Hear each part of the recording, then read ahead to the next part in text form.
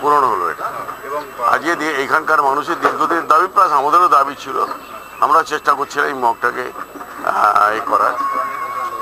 লাগিয়ে দে বারবার আমরা দীর্ঘদিন ধরে এই মগটাকে করার জন্য আমাদের ভাবনা ছিল।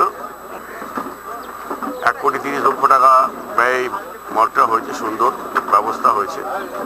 প্রায় 16টি চেম্বার আছে, 16টি ডেড বডি একসঙ্গে রাখা যাবে। লোকাল লোকের সুবিধে হলো, ভালো হলো।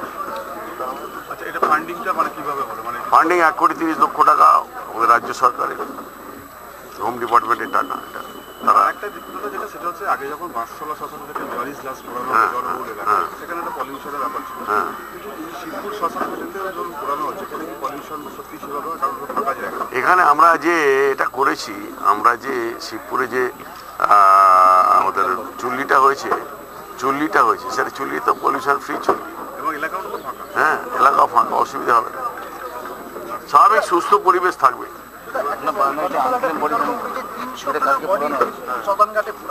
হ্যাঁ, এলাকা ভরে গেছে, অর্ধেক বডি এখনো পর্যন্ত বডিতে পড়ে আছে।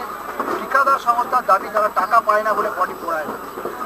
এখনো এই পুরনো মর্গে 100 বেশি বডি পোড়ানো পড়ে আছে। কালকে 300 খানা প্রায় বডি পোড়ানো। খোঁজ নিয়ে দেখবো, খোঁজ নিয়ে কথা বলবো, এরা কথা বলবো।